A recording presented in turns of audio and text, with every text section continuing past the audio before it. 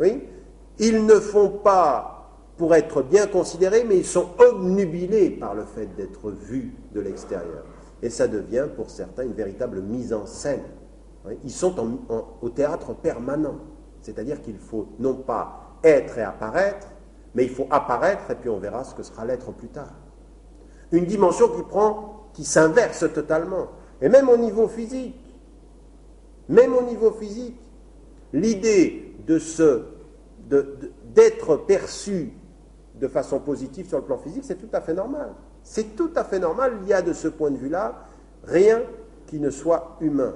Mais quand la portée physique est devenue le seul objectif, on en vient on en aboutit, on finit dans une logique de la pure séduction qui, en tant que seul objectif, peut être une perversion de l'humain et provoquer justement une espèce de stimulation de l'instinct, on en parlera tout à l'heure, qui est quelque chose qui est une perversion de la dignité humaine.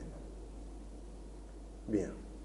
Troisième, quatrième des éléments maintenant, là aussi, un rapport au pouvoir.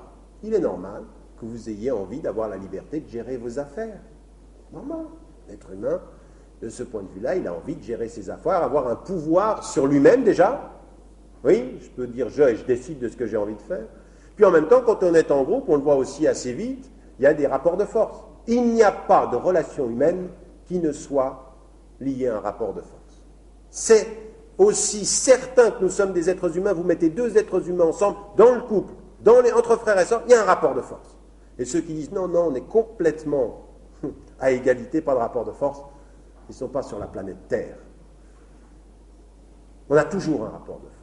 Et on a toujours, c'est normal d'avoir à un moment donné, quand même, avoir son mot à dire, de ne pas avoir l'impression qu'on est toujours écrasé par le poids de quelqu'un d'autre qui décide toujours pour nous.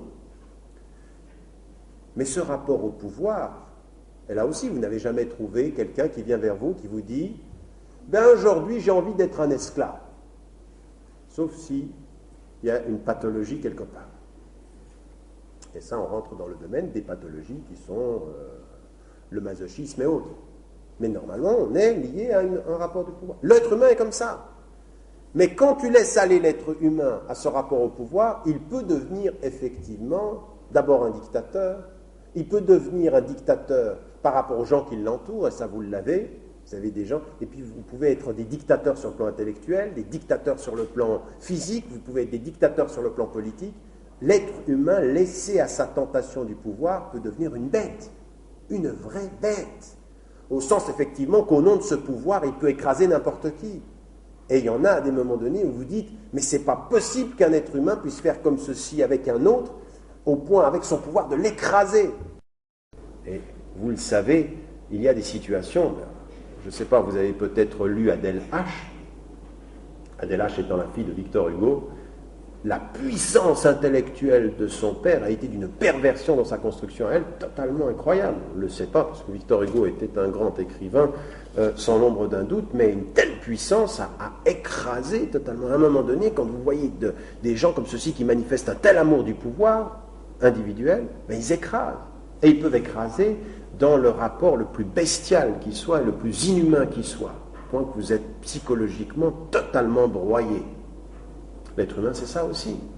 Donc on s'aperçoit que sur le plan de l'être, l'ego, sur le plan de l'avoir, l'accaparement, sur le plan de la présence sociale, le fait d'être reconnu socialement, comme sur le plan du pouvoir, l'être humain a quelque chose de normal qui le mène à cela, mais en lui-même, il a la tentation d'aller tellement loin qu'il y perd son humanité. Et c'est exactement ça, l'homme qui va à sa perte. Alors on peut se dire, là vous pouvez vous dire, oui, non mais ça c'est théorique. Non. On va maintenant rentrer dans le domaine pratique, que chacun d'entre nous s'observe lui-même. Il y a des choses à l'intérieur de nous qui sont totalement naturelles, mais que si on laissait aller à leur nature, feraient de nous, et parfois font de nous, des êtres d'une indignité totale. Au point que, alhamdoulilah, Dieu merci, il n'y a que Dieu et nous qui savons cela. Parce qu'il y a certaines choses qu'on vit à l'intérieur, si quelqu'un de nos frères et de nos sœurs le savait, eh bien il verrait un tableau particulièrement laid de notre vie intérieure. Et ça, chacun d'entre nous le sait. Une chose dont on ne parle pas, mais tout le monde l'a vécu d'une certaine façon. Tout le monde, à un moment donné de son enfance, de son adolescence ou de son âge adulte, a vécu quelque chose qui s'appelle la jalousie. La jalousie de quelqu'un d'autre. Et vous savez à des moments donnés que ça peut provoquer chez vous une méchanceté qui vaut mieux que personne ne connaisse. Parce que si on se laisse aller à ces sentiments intérieurs, on peut être méchant, n'est-ce pas?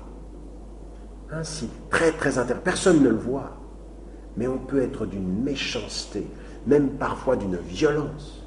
Oui, si on se laisse aller à ce qu'on peut ressentir. Alors, alhamdoulilah, heureusement, à des moments donnés, on se maîtrise, mais on sent bien que si on laissait aller... Et puis des fois, il y en a certains, ils laissent vraiment aller. Donc tu vois vraiment, clairement, des attitudes méchantes, des attitudes violentes, des attitudes proprement inhumaines sur le plan individuel. Alors on le sait sur le plan de la jalousie, il y en a certains aussi qui sont... Chacun a son épreuve de ce point de vue-là. Il y en a certains, pour de l'argent, tu as l'impression qu'ils ne sont plus eux-mêmes. Dès que tu parles d'argent, hop, et là, ils t'oublient. Ils oublient tout. Et il y en a aussi pour le prestige, comme ils ont envie d'apparaître en société. Tu peux être le frère, tu peux être la sœur, tu peux être l'ami, et il y en a certains qui ont dû le vivre ça. Tu es l'ami de quelqu'un en société pour montrer que lui, il peut t'écraser devant les autres. Il peut même te dire des choses méchantes pour donner l'impression que lui est intelligent ou elle est intelligente. Les êtres humains livrés à leurs sentiments intérieurs peuvent être d'une méchanceté et d'une indignité, d'une bestialité terrible. Terrible. Alors ça, on le connaît individuellement, chacun d'entre nous le sait, ça. Chacun d'entre nous, à des moments donnés, tu restes tout seul comme ça avec toi-même, tu dis, mais comment est-ce que je peux être capable de ça? Comment est-ce que ça a pu me passer dans la tête? Et il y en a, à des moments donnés, dans l'adolescence, dans les traitements qu'on a pu faire et dans le suivi de certains adolescents, je veux dire, si à un moment donné, ils avaient une arme, ils tuaient quelqu'un. Il y en a certains, vous connaissez l'expérience, je pense que certains d'entre vous l'ont eu, cette idée. À un moment donné, vous avez un conflit avec un enseignant, vous avez une mauvaise note. Souvent, dans les rêves d'enfants, le rêve de la nuit qui suit, il y a un meurtre dans le rêve. On l'élimine. Mais c'est ça l'homme aussi.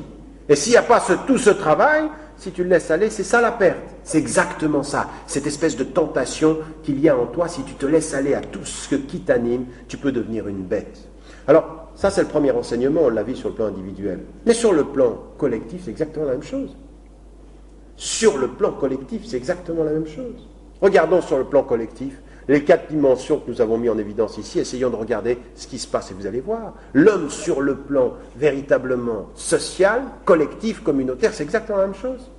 Il est normal, quand tu es français, marocain, algérien, tunisien, turc ou autre, d'avoir un petit sentiment patriotique. Ça, c'est normal. C'est normal, sauf si tu as un vrai conflit avec ton pays d'origine. Mais quand tu es algérien, marocain, je vais prendre tous, comme ça on ne va pas penser que...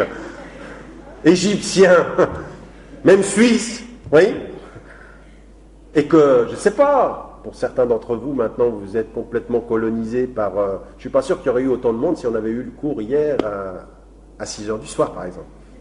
La France, oui. Bon, bref. Eh bien, quand vous êtes algérien, vous voyez jouer l'équipe d'Algérie, au sport que vous aimez, ou la France, il y a un petit sentiment, c'est normal. Si tu es là, tu es français, puis tu regardes la France, tu te dis pourvu qu'elle perde, c'est que tu as un problème avec la France. C'est pas naturel. Mais ce qui devient absolument fou, c'est qu'à un moment donné, ce sentiment naturel d'appartenance, de soutien naturel, c'est le patriotisme, se transforme en une folie meurtrière. Où tu as des gens qui deviennent fous. Fous. D'abord, ils ne voient plus le match. Ils ne voient plus. Je veux dire, leur